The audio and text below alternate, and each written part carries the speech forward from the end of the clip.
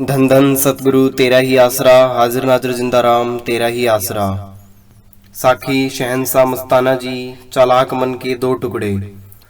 सन 1959 की बात है। शहंशाह के शहंशाह मस्ताना साहब बलोचिस्तानी जी ने प्रेमी गोविंद राम मदान को किसी खास काम के लिए दिल्ली भेजा। दिल्ली में उस समय लाला रखा राम जी, मक्खन लाल जी, हुलासी राम, मोहन लाल, सूद साहिब जी, मेहरचंद जी इत्यादि खास खास प्रेमी रहते थे। उन्होंने गोविंद राम मदान को वहां जाते हाथों पर उठा लिया।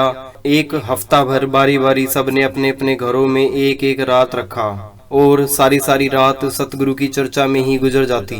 सतगुरु का इतना यश हुआ कि उसे होश ही न रहा कि उसे किसी जरूरी काम से दिल्ली भेजा गया है। असल में मस्ती इतनी थी कि वह सब कुछ ही भूल गया। एक हफ्ते बाद सभी प्रेमियों ने मिलकर गोविंद राम को बस में बिठाया।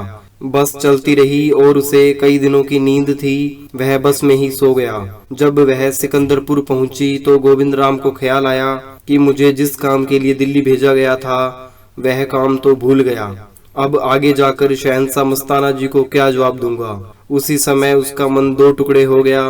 एक तो यह बोला कि वह भोला फकीर है, उसको 8 दिन की पुरानी बात क्या याद होगी। थोड़ी इधर की थोड़ी उधर की बात करके टाइम निकाल दूंगा और कल परसों फिर दिल्ली जाकर वो काम कर आऊंगा। दूसरा मन बोला वे अंतर्यामी मौज पूर्ण ताकत हैं, जाते ही जवाब मांग लेंगे और हो सकता है कि इस गलती पर तेरे बिस्तरे डेरे से बाहर हो जाएं या कोई सजा बोल दें, क्योंकि आज तक शहंशाह जी की दया मेर से तुझे कोई सख्त शब्द नहीं कहे या कोई नाराजगी नहीं दिखाई। अगर आज शहंशाह जी नाराज हुए तो पता नहीं बर्दाश्त कर पाऊंगा या नहीं। इसी सोच में सिरसा आ गया। चालाक मन जोर पकड़ गया। उसने सिरसा अड्डे से उतरकर सीधे सच्चा सौदा दरबार जाकर मेन गेट से अंदर झांक कर देखा। शहंशाह जी सामने नीम के नीचे मुड्डे पर विराजमान थे।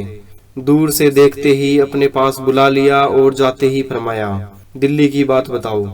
गोविंद राम मदान ने जैसे ही चालाक मन के कहने से जो स्कीम बना रखी थी शहंशाह जी के आगे रखी। दिल्ली में अमेरिका का प्रेसिडेंट आया हुआ था। बड़ी रौनक थी।